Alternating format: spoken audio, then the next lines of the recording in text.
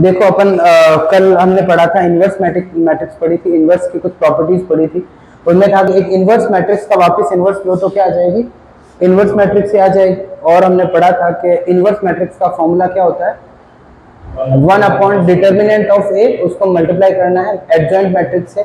एक हमने प्रूफ करा था A dot adjoint of A equals to determinant of A into I equals to adjoint of A dot A. और adjoint of ए वो तो चलो उसके डिटर्मिनेंट की वैल्यू जो डिटर्मिनेंट ओ की पावर ए की पावर एन माइनस वन थी वो तो एडजॉइंट में पड़ी थी। उसके बाद हमने पढ़ा था कि इनवर्स का ट्रांसपोज लो या फिर ट्रांसपोज का इनवर्स लो, इट्स सेम, ठीक है। और क्या पढ़ा था, ए बी का इनवर्स क्या होता है, बी इनवर्स ए इनवर्स होता है। और ए बी सी का inverse C inverse B inverse A inverse होता है। और ए इनवर्स की पावर एम हो या फिर, हाँ बिल्कुल वो एक ही बात है। और क्या था बताओ, बस ये थी और कुछ थी। यदि एक डायगोनल मैट्रिक्स है तो डायगोनल मैट्रिक्स के इनवर्स मैट्रिक्स उसके डायगोनल एलिमेंट का इनवर्स होता है, ठीक है। अब आगे बढ़ते हैं।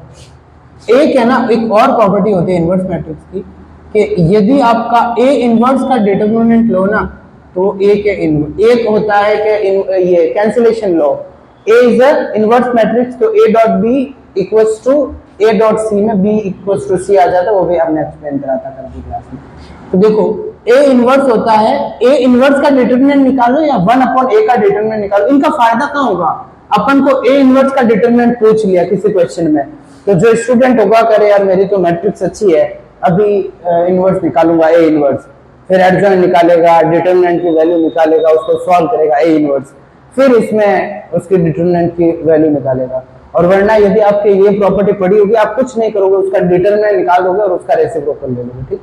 इसका मैं प्रूफ कर देता हूं।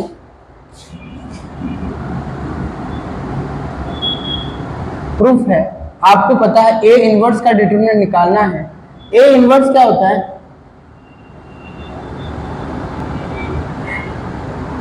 यही होता है। और आपने लेट ए क्या लिया है, n इंटू एन की मैट्रिक्स से। ए आपकी क्या है, ए आपकी n इंटू एन ऑर्डर की मैट्रिक्स है, तो यहाँ एडजॉइंट मैट्रिक्स भी क्या होगी, n इंटू एन की होगी। n इंटू एन के ये मैट्रिक्स है, मैट्रिक्स को इससे मल्टीप्लाई कर दोगे तो उसका हर एक एलिमेंट 1 अपॉन इस क्वांटिटी से मल्टीप्लाई हो जाएगा। ये एक वैल्यू है ना, 1 अपॉन कोई वैल्यू समझ लिया लैम्डा है, तो एडजॉइंट मैट्रिक्स का हर एक एलिमेंट इस लैम्डा से मल्टीप्लाई हो जाएगा। फिर अब देखो, फिर उसका डिटरमिनेंट निकालेंगे तो डिटरमिनेंट में आपको पता है कि एक रो से एक ही आता है या एक कॉलम से एक ही आता है, तो वापस इसका डिटरमिनेंट से बाहर कितना आएगा, 1 अपॉन ये ए का डिटरमिनेंट है, इसकी पावर कितनी है, n है, तो ये n बाहर आ जाएगी क्योंकि उनमें n ही रो है और n ही क्या है, कॉलम है। और अंदर क्या बच जाएगा, अंदर आपको बेचारा अकेला एडजॉइंट ऑफ ए बच जाएगा। और ये आपको फॉर्मूला आता है एडजॉइंट ऑफ ए का डिटरमिनेंट क्या होता है, प्रॉपर्टी पढ़ रखी है, बोलो n माइनस वन, और यहाँ इसकी पावर क्या है, n है, तो यहाँ क्या होगा, एग्जैक्टली, बहुत सिंपल था, कोई दिक्कत नहीं। अब देखो डस्टर,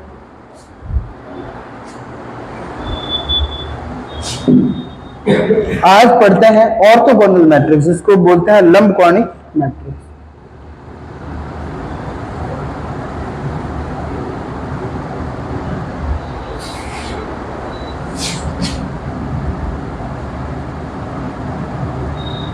ऑर्थोगोनल,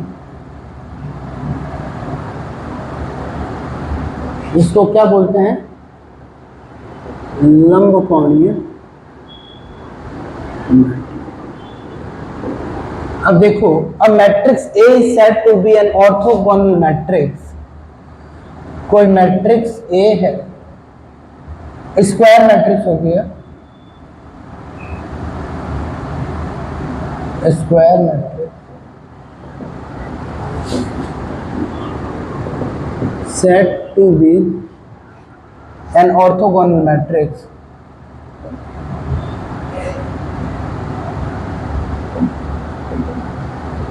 इफ, कोई स्क्वायर मैट्रिक्स है उसको ऑर्थोगोनल मैट्रिक्स बोल देंगे यदि आपको A और A का ट्रांसपोज I आ जाए और या फिर A का ट्रांसपोज A क्या आ जाए, I आ जाए। ये क्या बात हुई भाई, आपको तो पता है ए और आई कब आता है, जब ए को ए इनवर्स से मल्टीप्लाई करते हो, पता है ना। ए डॉट ए इनवर्स क्या होता है, आई होता है। तो यहां तो टी रखने से आई आ रहा है, मतलब ट्रांसपोज से आ रहा है। तो मतलब एक मैट्रिक्स ऑर्थोगोनल तब होगी जब उस मैट्रिक्स का इनवर्स और उसका ट्रांसपोज सेम हो जाए।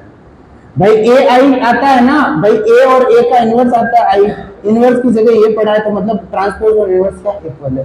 तो matrix is said to be an orthogonal matrix if its transpose is equal to its inverse. एक लंबकोणीय मैट्रिक्स है, उसको लंबकोणीय, यदि कोई वर्ग मैट्रिक्स लंबकोणीय मैट्रिक्स होगी यदि उसका ट्रांसपोज उसके प्रतिलोम के बराबर हो जाए।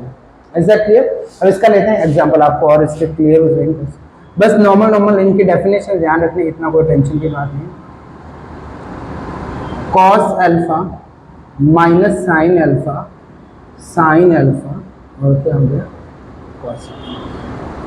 ठीक है, सिंपल सा एग्जाम्पल है। यहाँ पे इसको पॉजिटिव, वैसे ये भी हो जाएगा मेरे हिसाब से। बट अब इस मैट्रिक्स ए मैट्रिक्स है, अब आप क्या बोलोगे, इसका इनवर्स और क्या आ जाए सेम, ट्रांसपोज सेम आ जाए, तो अब इसका इनवर्स निकाल दो। इनवर्स के लिए क्या करते हैं, पहले 1 अपॉन डिटर्मिनेंट ऑफ ए निकालते हैं।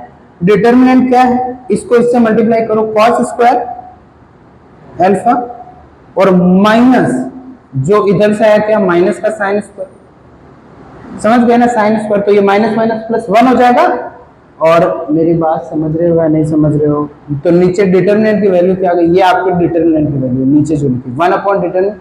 फिर एडजॉइंट मैट्रिक्स लिखनी है, और एडजॉइंट मैट्रिक्स आपको बहुत अच्छे से पता है क्या होती है। इधर हो जाएगा कॉस अल्फा, ठीक है, और या तो इसकी सीधी आती है ना, इधर अपन चेंज करते हैं इनको, और इधर क्या करते हैं, साइन चेंज करते हैं, और ये माइनस। Is that clear? अब ये तो 1 है, तो cos square plus sine square क्या हो गया 1। तो ओवरऑल आपका क्या मिल गया, यही है ए इनवर्स। तो मुझे बताओ ए का ट्रांसपोज लोगे तो वही होगा cos माइनस साइन, यही तो ए इनवर्स इक्वल टू आ गया। मेरी बात समझ रहे हो? और यहाँ पे मेरी बात समझे या नहीं, ये आप वेरीफाई तो कर सकते हो, यहाँ और वेरीफाई कर देते हैं। और ए डॉट ए ट्रांसपोज आपको आई निकाल के लाना है, वेरीफाई कर रहे हैं। ए मैट्रिक्स क्या ले ली, cos alpha sine alpha minus sine alpha cos alpha, और इसका ट्रांसपोज लिया, ट्रांसपोज क्या है, cos alpha minus sine alpha, और यहाँ क्या हो जाएगा साइन अल्फा कॉस अल्फा। अब इसको मल्टीप्लाई करा फर्स्ट रो फर्स्ट कॉलम, तो देखो 1 आ रहा है, क्यों, कॉस स्क्वायर माइनस माइनस क्या हो गया प्लस साइन स्क्वायर 1 हो गया।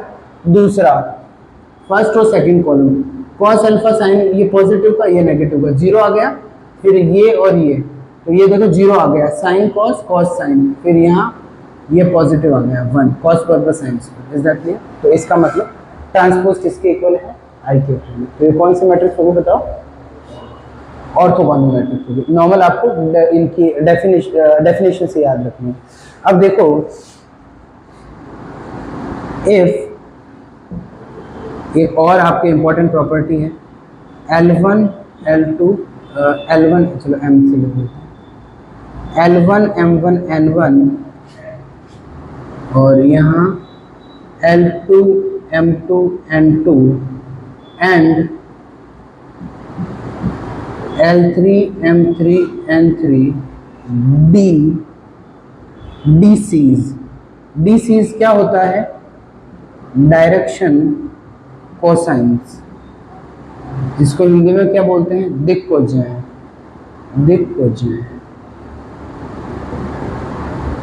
B DCs of 3 mutually perpendicular lines. यहाँ पे परस्पर लंबवत।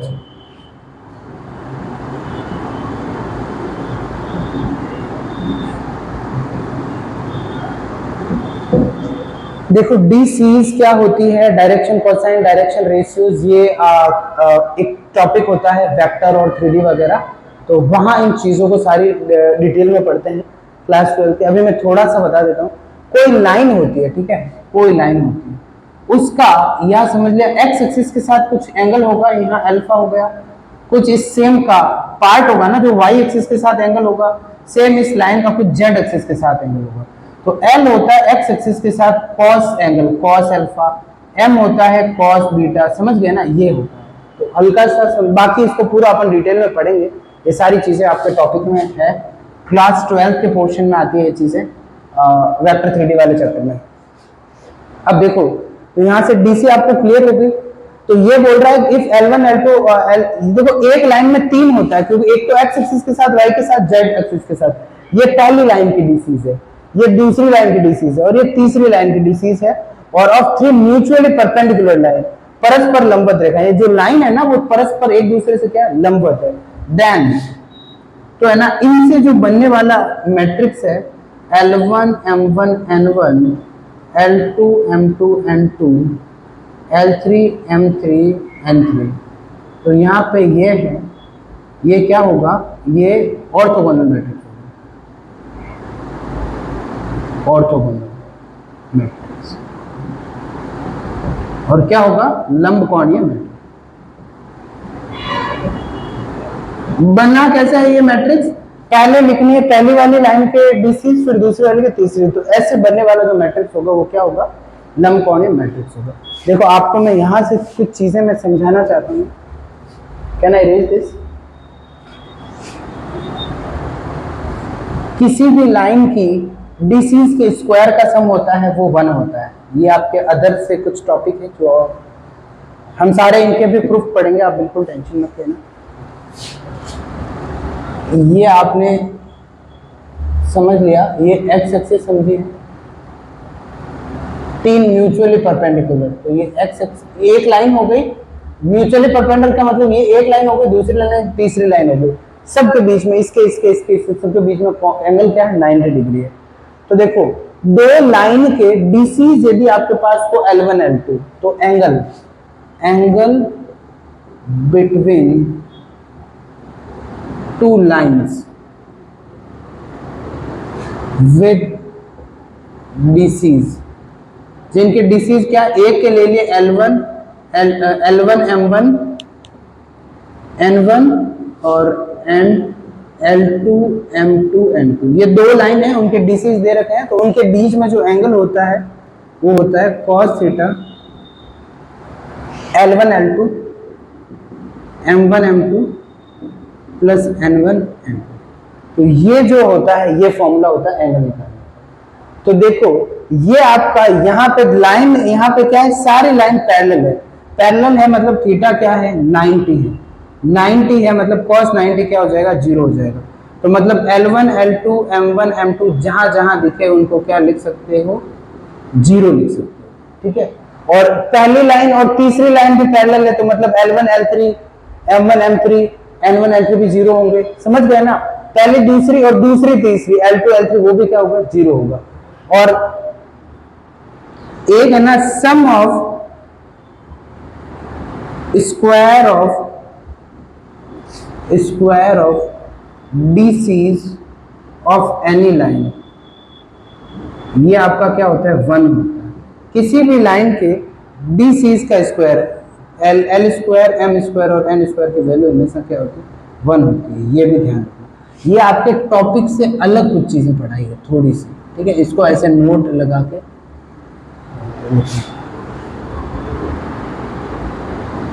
अब बात करते हैं वापस क्वेश्चंस पे, इसको प्रूफ करते हैं ऑर्थोगोनल।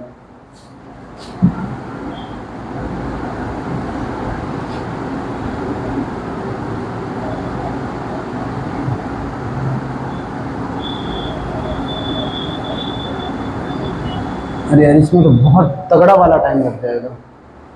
अब ऑर्थोगोनल के लिए मैट्रिक्स आपकी क्या दे रखी है, ए मैट्रिक्स ले लिया, L1 M1 N1 L2 M2 N2 L3 M3 N3, ए और एक उसका ले लो ट्रांसपोज। तो ए और अब आपको पता है ए डॉट ए ट्रांसपोज ले लिया, क्या हो गया, L1 बोलो L2 L3 M1 M2 M3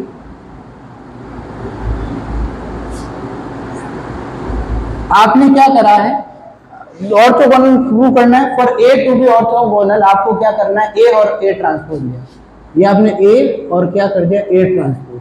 तो यदि ये आपके पास आई आ गया तो आपकी बात बन जाएगी, तो बोल देंगे ए क्या है, ऑर्थोगोनल मैट्रिक्स है। तो इफ ए और ए ट्रांसपोज क्या आ जाए, आई आ जाए, वी कैन से दैट, क्या बोल सकते हैं, we can say that A is orthogonal matrix.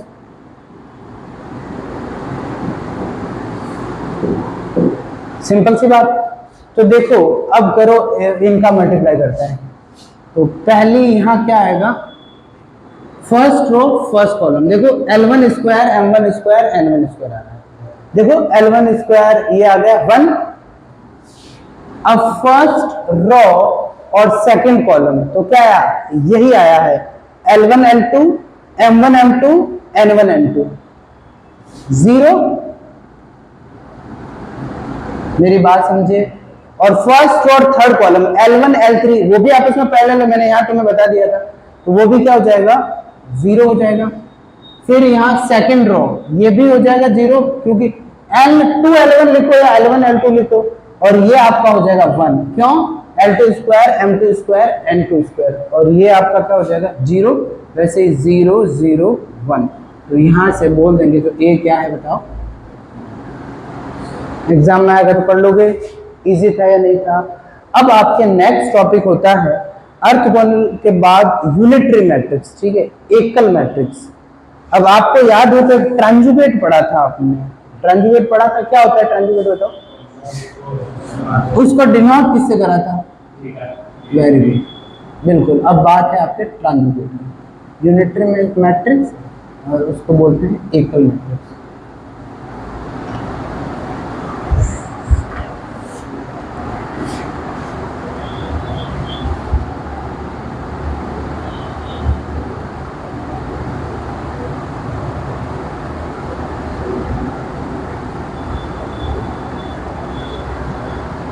अब देखो अगला क्या पढ़ेंगे बताओ,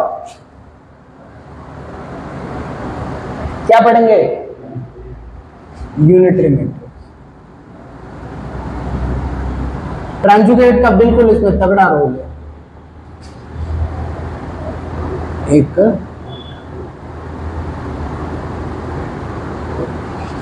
स्क्वायर मैट्रिक्स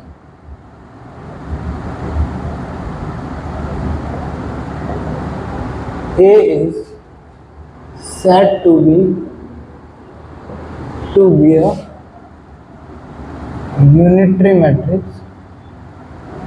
एक वर्ग मैट्रिक्स को एकल मैट्रिक्स कहेंगे if यदि A और A, ट्रांजुगेट को किससे डिनोट करता है, वेरी गुड, A और A थीटा I आ जाए और A थीटा। फिर यही बात हुई कि भाई यहां तो जब A का इन्वर्स हो तब होता है I, ठीक है। तो इसका मतलब दूसरा एक जो आपका थीटा है वो किसके इक्वल है, A इन्वर्स। तो a matrix is said to be a unitary matrix if its inverse is equal to its transjugate. एक मैट्रिक्स होगी उसको एकल मैट्रिक्स कहेंगे, एक वर्ग मैट्रिक्स को क्या बोलेंगे, एकल मैट्रिक्स कहेंगे, यदि उसका ट्रांजुगेट किसके इक्वल हो, उसके प्रतिलोम के इनवर्स के इक्वल।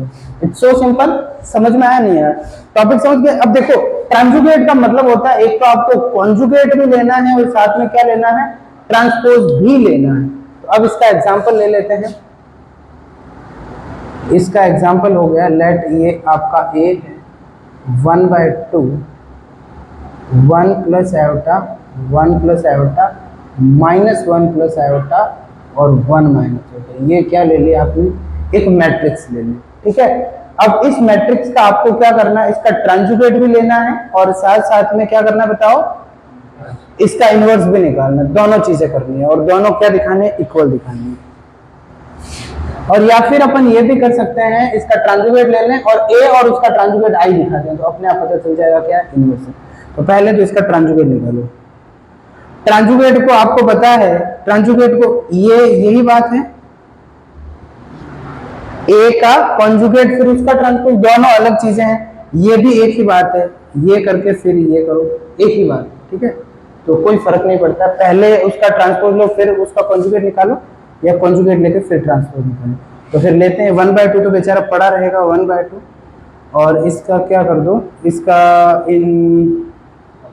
इसका निकालो, फिर ये 1 माइनस आयोटा, 1 माइनस आयोटा, ये क्या होता है कॉन्जुगेट बताओ, आयोटा की जगह माइनस आयोटा, संयुग्मी बोलते हैं उसको, 1 प्लस आयोटा। इसका लेना है आपको ट्रांसपोज, तो यहाँ 1/2 और ट्रांसपोज मतलब 1 iota 1 minus iota -1 minus iota 1 plus. मैंने आपको क्या बोला था, ये आ गया, ठीक है। ये आपका क्या है, ए थीटा है। तो यदि ए डॉट एक ही बात है, ए डॉट ए थीटा यदि आई आ जाएगा तो अपनी बात बन जाएगी, बोले इनवर्स की मेहनत क्यों करें। तो यहाँ पे ए डॉट ए थीटा यदि क्या आ जाएगा, आई आ जाएगा, तो ए क्या हो जाएगी, यूनिटरी मैट्रिक्स हो जाएगी, होगी या नहीं होगी। तो आपके पास ए थीटा पड़ा है तो बस मल्टीप्लाई कर दो। तो ए क्या है, 1/2 1 plus iota 1 plus iota -1 plus iota और 1 माइनस आयोटा, ये आपका ए है।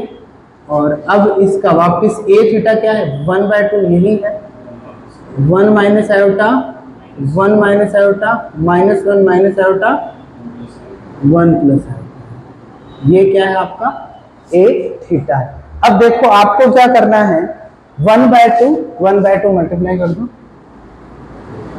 क्या हो गया 1/4 हो गया। अब इन दोनों मैट्रिक्स को मल्टीप्लाई करो। अब आई लाने के लिए जो डायगोनल होगा, प्रिंसिपल डायगोनल होगा, वो 1 1 चाहिए, और उसके अलावा सारा एलिमेंट क्या चाहिए, 0 चाहिए। तो मतलब इसको क्या होना पड़ेगा, 4 होना पड़ेगा पहले वाले को। तो देखो फर्स्ट रो फर्स्ट कॉलम करिए, तो देखो 1² माइनस आयोटा स्क्वायर हुआ, आयोटा स्क्वायर -1 वो क्या हो जाएगा +1। सेकंड आपका यही है 1 फर्स्ट रो फर्स्ट कॉलम, तो ये भी आपका 2 ही बनेगा, मैं दिखा देता हूँ, -1 प्लस आयोटा, उसको जब मल्टीप्लाई करोगे किससे, ये -1 माइनस आयोटा से, तो इसको समझ लो यहाँ से दोनों से माइनस कॉमन ले लिया, इसको लिख दिया आयोटा या 1 प्लस आयोटा लिख दिया, सॉरी 1 माइनस आयोटा लिख दिया, इसको लिख दिया 1 प्लस आयोटा, तो पहले वाली चीज सेम ही बनी। इज दैट क्लियर ना। तो यहाँ क्या बन जाएगा, 4 बन जाएगा। मेरी बात समझे या नहीं समझे। और फिर उसको और उसमें करा तो देखो ये 2 बना और ये भी आपका 2 बना, 2 - 2 क्या हो जाएगा, 0 हो जाएगा। भाई इसको इससे मल्टीप्लाई करोगे, यहाँ पहली वाली 2 बनेगी, और इसको माइनस से मल्टीप्लाई, माइनस कॉमन लोगे ना तो ये सेम ही बन जाएगी, ये 0 आ जाएगी। और इसमें भी आपके 2 बन रहा है, और जैसे यहाँ से माइनस कॉमन लोगे ये भी 2 बन जाएगा 0। और यहाँ पे क्या हो जाएगा, लास्ट ये 2 बन रहा है और ये 2 4 बन रहा है, तो ये आपका आ गया 1 1 0 0। तो जो आपका ए था ये वाला, ये किसका एग्जाम्पल हुआ बताओ, यूनिटरी मैट्रिक्स का। Is that clear. बेसिक ऐसे आप डेफिनेशन याद रखो, इतना कोई टेंशन नहीं। अब हम इसको चैप्टर को खत्म करने की ओर आ गए हैं। थोड़ा थोड़ा आप डिटर्मिनेंट इसका सीख गए हो, क्योंकि डिटर्मिनेंट में मेन तो यही होता है कि डिटर्मिनेंट की वैल्यू निकालना।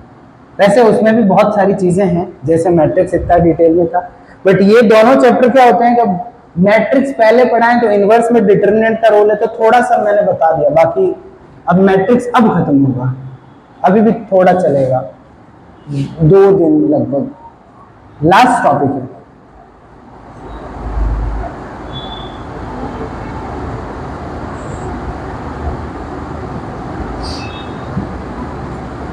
Solution of linear equations.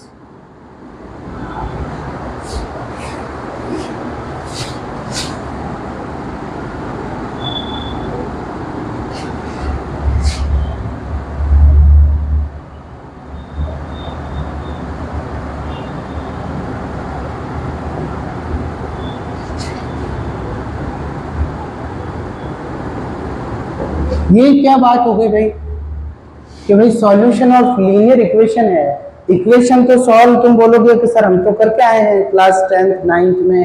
कौन सा मेथड होता है इक्वेशंस को सॉल्व करने का?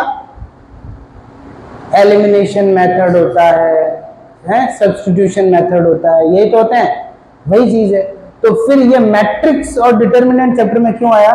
तो यहाँ पे फिर मैं इसलिए क्योंकि डिटर्मिनेंट से भी एक सॉल्व करने का मेथड होता है, उसको क्रैमर्स रूल बोलते हैं, और एक होता है आपका मैट्रिक्स मेथड सॉल्व, उसमें इनवर्स का रोल होता है। तो हम दोनों सीखेंगे, मैट्रिक्स को और इसको। तो यहाँ पे दो मेथड हो गए, सॉल्यूशन डिटर्मिनेंट मेथड, इसको एक तो होता है क्या डिटर्मिनेंट मेथड, इसको क्या बोलते हैं क्रैमर्स रूल, ध्यान रखना। और दूसरा होता है मैट्रिक्स मेथड। हम दोनों से सॉल्व करेंगे। एक तो क्या हो गया डिटर्मिनेंट मेथड मतलब सारणिक विधि और क्रैमर्स रूल, और क्या हो गया मैट्रिक्स मेथड। अब देखो फर्स्ट हेडिंग डाला डिटर्मिनेंट,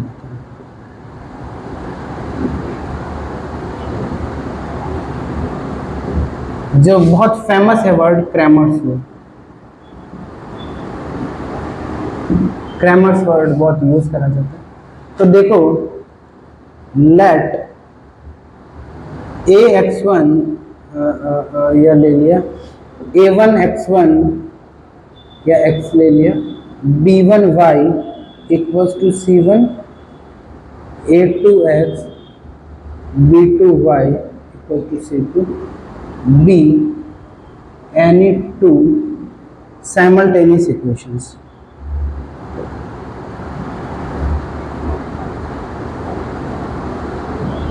इसको हिंदी में बोलते हैं युगपत समीकरण।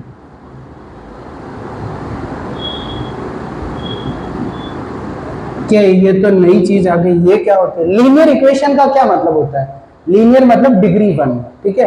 देखो इनकी पावर 1 है तो ये लीनियर है, क्वाड्रेटिक मतलब यहाँ 2 हो जाता है। साइमल्टेनियस इक्वेशन इसको बोलेंगे दोनों को युगपत समीकरण। तो इसके जो एक्स वाई की वैल्यू है वो यहाँ भी सेटिस्फाई होगी, मतलब इनमें कॉमन ही है एक्स वाई। जैसे यहाँ x की वैल्यू 1 है तो वो 1 यहाँ दोनों से मिलके, तो ये युगपत समीकरण हो गई और साइमल्टेनियस इक्वेशन। अब देखो यहाँ तो कोई दिक्कत। अब यहाँ इनको सॉल्व कैसे करेंगे? तो इसका क्रैमर्स रूल करते हैं जो डिटर्मिनेंट मेथड है। आपने a1x b1y और -c1 कर दिया इक्वल्स टू 0, और यहाँ क्या लिखा a2x b2y -c2 equals to 0। अब यहाँ पे पहले x लिखो, फिर -y लिखो, फिर यहाँ 1 लिखो। ध्यान से देखना, x का बात कर रहे हैं तो इसको छुपा दो, ठीक है। फिर ऐसे डिटर्मिनेंट की तरह c2 को b1 से मल्टीप्लाई करो, जो y का कोफिशिएंट है इधर से, ठीक है। तो माइनस यहाँ से पहले इधर, तो x को छुपाया तो क्या हो गया, ये माइनस का b1 c2, क्या करा मैंने y के कोफिशिएंट को और इसको मल्टीप्लाई करा b1, और तो ये माइनस है तो इसीलिए माइनस ले ली। फिर क्या करा माइनस, भाई डिटरमिनेंट क्या होता है ये, और माइनस करा, और फिर क्या करा b2 को और इसका -c1 को, तो ये क्या हो जाएगा माइनस का b2c1 इज दैट क्लियर? अब देखो ध्यान रखना x -y और 1। अब y की बात आई तो यहाँ y को छोड़ दो, तो फिर यहाँ क्या हुआ a1 -c2, तो ये आपका हो गया -a1c2, और फिर क्या हो जाएगा माइनस का a2c1 है, ये भी माइनस है क्योंकि देखो y को छोड़ दिया, तो ये देखो a2 और c1 है वो भी नेगेटिव है, और लास्ट में फिर c1 को छोड़ दो, तो a1 ये यहाँ पूरा पॉजिटिव है, तो इस c को छोड़ दो, कोफिशिएंट को लेना है a1 और b2 माइनस एक second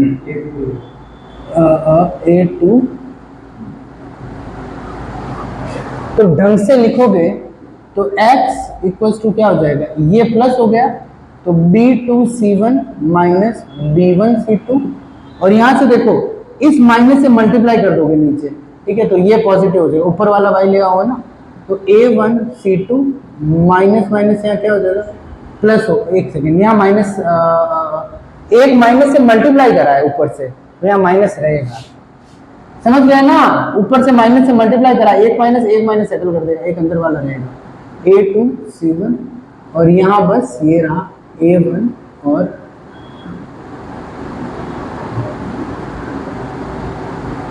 A2B। Is that clear? मेरी बात समझ में आई या नहीं आई? अब देखो यहाँ कुछ चीज मैं आपको यहाँ इतनी सी जगह छोड़ दो और बताने,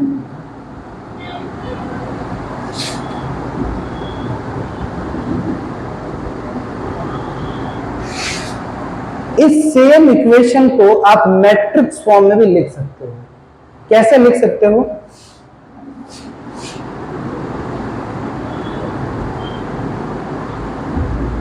A1 B1 A2 B2 X Y C1 C2।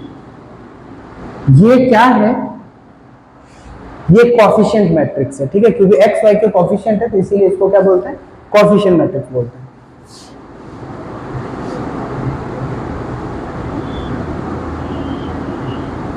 ठीक है, ये क्या है? Column matrix of unknowns.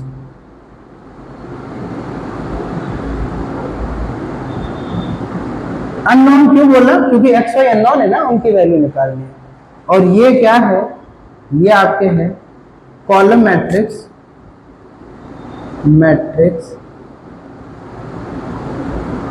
Of constants in right side of equation. Equation के राइट साइड में जो कांस्टेंट है उनकी इक्वेशन के राइट साइड, ये देखो ये। अब देखो यहां से मैं आपको ये बताना चाहता हूं, उस फॉर्मूले में कुछ चीजें काम में लेंगे। जो आपका डी होता है, डी को लिखते हैं, जो ये आपकी कोफिशिएंट मैट्रिक्स है ना, ये आपका होता है डी, A1 B1 A2 और ये B2। ये क्या हो गई आपकी डी, लिखते हैं इसको। और dx जो आपका बनता है, dx कुछ नहीं होता है, आपको इस मैट्रिक्स की, जो ये मैट्रिक्स दे रखी है ना, इसकी फर्स्ट कॉलम है, उसकी जगह आपको C1 C2 रिप्लेस कर देना, C1 C2, और बाकी सेकंड कॉलम ये B1 और B2 सेम रखना। x, क्योंकि x ये यूं समझो x आगे वाला है ना, x, तो x के लिए क्या करो, इनको हटा दो और यहां से, तो ये क्या मिला? dx मिला है। और dy क्या होगा? क्योंकि y सेकंड में आ रहा है, तो सेकंड जो कॉलम है उसकी जगह क्या लिख दो? C1 और C2 लिख दो, और first column as it is पड़ा रहने दो। तो dx क्या होता है? फर्स्ट कॉलम में क्या? C1 C2, और dy क्या होता है? सेकंड कॉलम में C1 C2। Is that clear? मेरी बात समझ में आई या नहीं? dx, d क्यों लिखा है मैं यहाँ डिटर्मिनेंट का बताऊंगा। ये अब ध्यान से देखना, इस डिटर्मिनेंट की वैल्यू क्या है? A1 B2 minus A2 B1, यही तो है ये डिटर्मिनेंट। और मुझे बताओ dx की वैल्यू क्या है? dx की वैल्यू है C1 B2 minus C2 B1, और dy की वैल्यू क्या है? dy की वैल्यू है A1 C2 minus A2 C1। Is that clear? तो मैं इस x की जगह मैं क्या ये लिख सकता हूं क्या? इसके डिटर्मिनेंट की वैल्यू, ये dx जो लिखा है C1 में इसलिए करवा रहा हूं, क्वेश्चन में आपके इजी पड़ जाएगा, आपको सीधा सॉल्व करना ही नहीं है, आपको सीधा लिखना है कि जो x की वैल्यू है, मैं आपको बताऊंगा कैसे क्या होगा, क्वेश्चन लेंगे, आप टेंशन मत लो।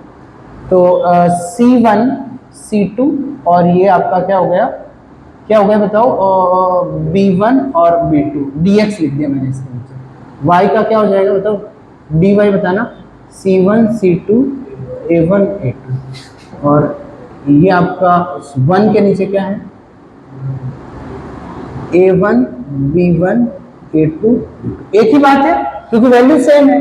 तो यहाँ x के नीचे लिखा dx, और y के नीचे लिखा dy, और z के नीचे 1 के नीचे क्या लिखा? ये आपका d है। तो इससे आपको पता चला ये और ये इक्वल है, ये और ये इक्वल है, तो फर्स्ट और थर्ड ले लोगे तो यहाँ से x की वैल्यू क्या आ जाएगी? dx अपॉन d, ठीक है, और y की वैल्यू क्या आ जाएगी? dy अपॉन d हो जाएगी। एक चीज इसमें एक कंडीशन है, प्रोवाइडेड दैट डी है वो जीरो नहीं होना चाहिए। तो जो नीचे वाली मैट्रिक्स है ये A1 B1 वाली, ये क्या नहीं होनी चाहिए, जीरो नहीं होनी चाहिए। मेरी बात क्लियर है तुम्हारे दिमाग में? Is that clear? एकदम कहीं कोई दिक्कत है? मैं लगे हाथ तुम्हें तीसरी वाली भी करवा देता हूं ताकि तुम्हारे फिर उसमें मैं 2 का क्वेश्चन ले लूंगा, क्योंकि आपको लिखा हुआ प्रोसेस आना चाहिए, समझ गए ना? तीसरी मतलब 3 वाली। तो यहाँ पे मैं वो भी करवा देता हूँ। यहाँ पहला लिख दो केस 1, यहाँ लिखो ये क्या है, 2 लीनियर इक्वेशन हो फॉर 2 इक्वेशंस। और अब इक्वेशन कितनी होगी, 3 होगी। 3 होगी मतलब वेरिएबल क्या, फॉर 2 वेरिएबल्स लिख दो, क्योंकि इक्वेशन 2 है तो वेरिएबल्स लेके हमने 2। अब यहाँ क्या लिख दिया, फॉर 3 वेरिएबल्स। अब बात करते हैं किसके, 3 वेरिएबल हो जाएंगे तो इक्वेशन भी क्या हो जाएगी, 3। इसको ले लो केस 2, पहला वाला लिखना केस 2 फॉर 2 वेरिएबल्स, और ये ले लेना केस 2 फॉर 3 वेरिएबल्स। अब 3 वेरिएबल्स होंगे तो बढ़ा दो फिर थोड़ा इसको, तो ये ले लिया C1Z C2Z equals to D1, और ये ले लिया D2, ठीक है। और यहाँ लिख दिया A3X B3Y C3Z equals to D3 D any 3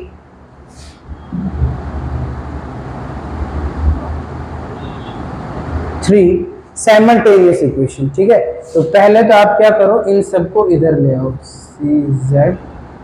CZ minus minus और D equals to 0 equals to 0। Is that clear? बस D को इस तरफ ले आए और यहाँ लिख देते हैं A3X B3Y C3Z minus D1 D2 D3 equals to क्या होगा, 0। तीनों इक्वेशन आ गई। अब यहां से अब अपन के पास, क्योंकि वी आर स्मार्ट इनफ, तो इतनी माथाफोड़ी क्यों करें, सीधा डी से ही लिखे ना भाई, क्या दिक्कत है। डी से लिखोगे तो dx तुम बताना, पहले मैं ये मैंने मेथड इसलिए बताया कि आपके लिए चीजें काफी क्या हो जाएगी, इजी होगी। Can I erase this?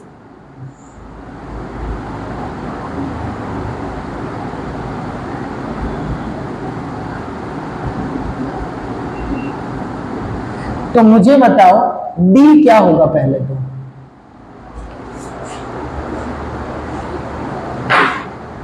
d आपका होगा, यहां से जो कोफिशिएंट मैट्रिक्स बनेगी वो आपका d होगा इस मैट्रिक्स की। भाई वो बात तो वही है ना, इस मैट्रिक्स को ऐसे नहीं लिख सकते, तो आपका d हो जाएगा a1 b1 और c1 a2 b2 c2 a3 b3 और c। ये क्या है, d है, समझ गए? इसको एक्स वाई जेड से मल्टीप्लाई करते ये आ जाएगी चीजें। तो मुझे बताओ dx क्या होगा, dx में आपको फर्स्ट कॉलम के एलिमेंट में ये डालने पड़ेंगे उधर वाले एलिमेंट, ठीक है। तो क्या हो जाएगा d1 d2 d3 और आपका b1 b2 b3 c1 c2 c3, और dy क्या हो जाएगा, बोलो जल्दी से। जो सेकंड कॉलम है उसकी जगह क्या हो जाएंगे, a1 और यहाँ d1 d2 d3 हो जाएंगे, c1 c2 c3। और मुझे बताओ dz क्या होगा, थर्ड कॉलम, बिल्कुल सही। dz आपका क्या हो जाएगा, a1 a2 a3 b1 b2 b3 और यहाँ बोलो d1 d2 d3। और मुझे बता दो x तुम्हें कोई पूछेगा ना तो क्या करना, dx अपॉन dy पूछेगा तो dz पूछेगा तो ये d क्या है, इसके डिटर्मिनेंट की वैल्यू निकाल नहीं सकते क्या, डिटर्मिनेंट की वैल्यू 3 into 3 की डिटर्मिनेंट की सारी वैल्यू आपको निकालनी आती है। तो कितना इजी हो गया, समझ में आया या नहीं आया? अब मैं आपको थोड़ा इसका एक एग्जांपल करवा देता हूं ताकि तुम्हारी चीजें कि भाई हवा में नहीं चल रही, समझ में आ जाएगा चीजें होती तो है। Can I erase this? दूसरा matrix method,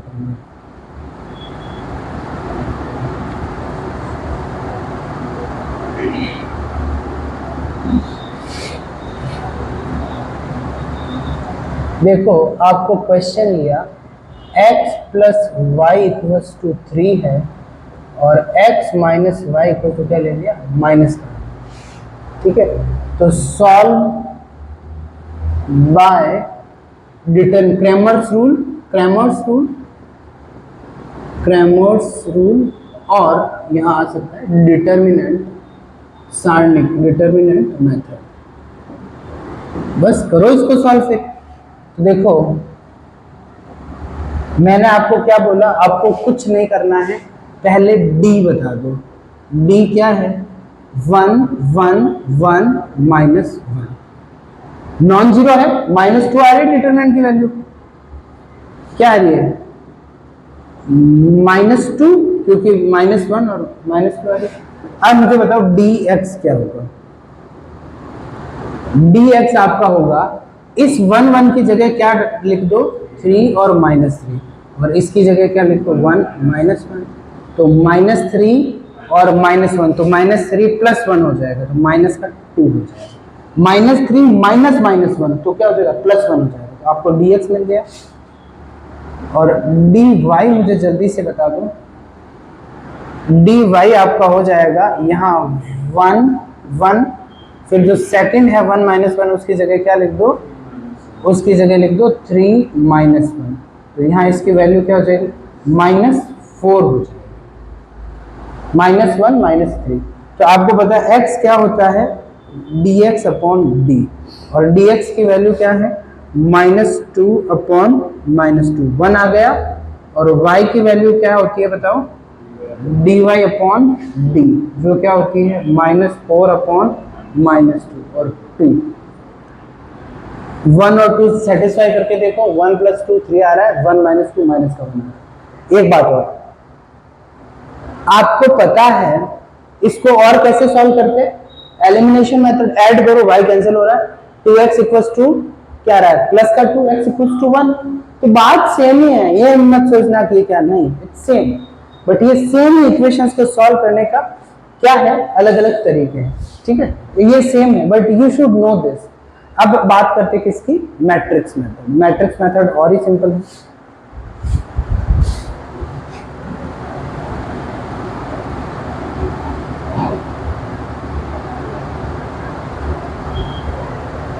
Solution of linear equation by matrix method।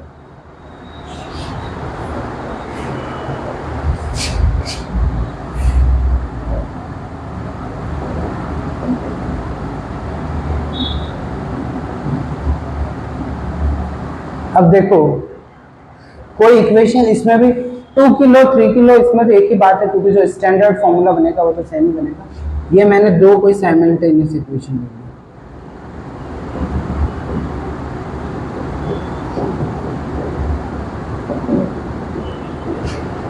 इसमें इसको अलग लिख दिया a1 b1 a2 b2 और यहाँ x y c1 c2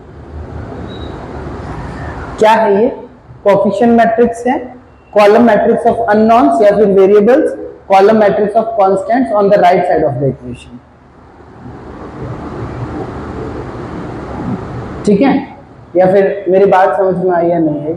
तो आप इसको लिख दिया एक ये मैट्रिक्स है ना तो इसको लिखा ए, ये इसको भी एक मैट्रिक्स है ये कॉलम मैट्रिक्स हो गया और ये इक्वल्स टू क्या है ये सी है इसको लिख दिया बी लिखते तो ज्यादा सही रहता है, सी लिख देते मैंने, मेरा बी का मन है पर सी लिख दिया, ठीक है।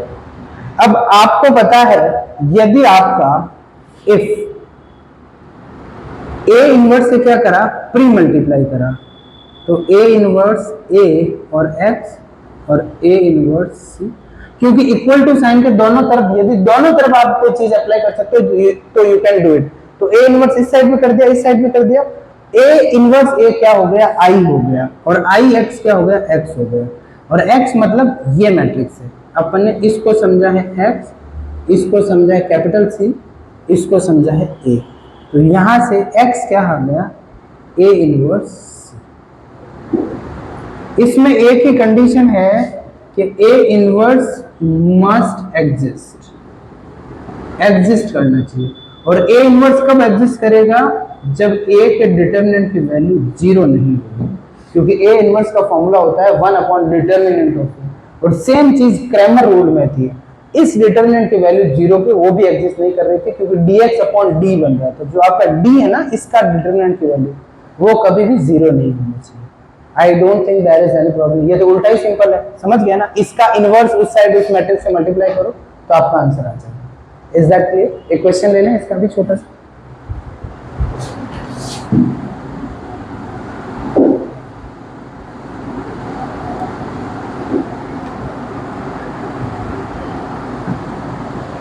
अब देखो इसका और आपने एग्जांपल ले लिया,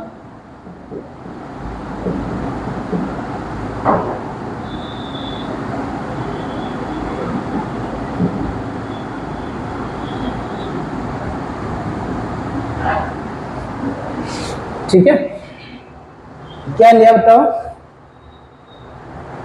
x plus Y equals to -1, x minus Y equals to क्या हो गया, 5 हो गया। तो अब आपको इन इक्वेशन को सॉल्व करना है, सॉल्व फ्रॉम मैट्रिक्स में।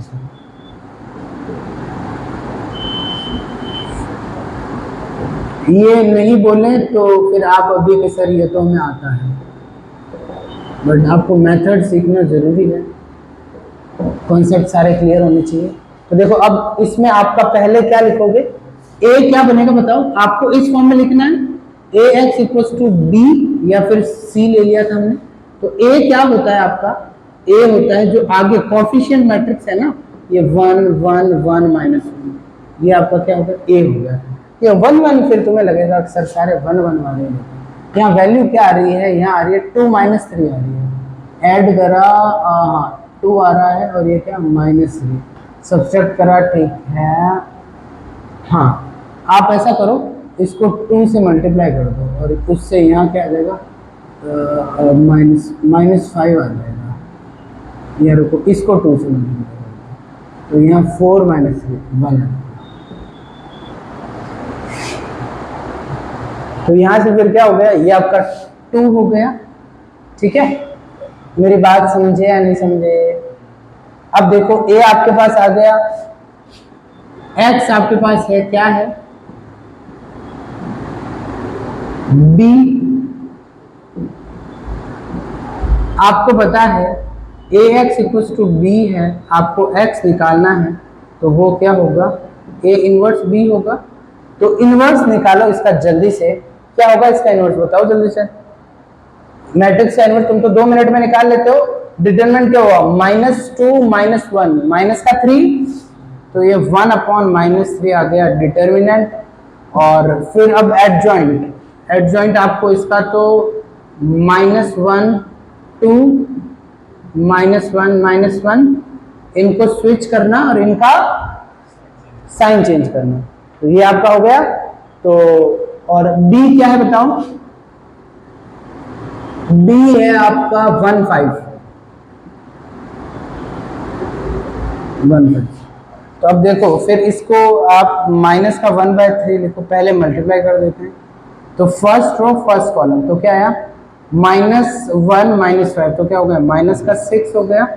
और फिर सेकेंड रो ये फर्स्ट कॉलम, तो -1 और ये 10, तो क्या होगा -1 और हाँ 9 हो गया। तो क्या हो गया, यहाँ इसको 1/3 से करा तो प्लस का 2 माइनस का 3, और देखो सेटिस्फाई कर रहा है।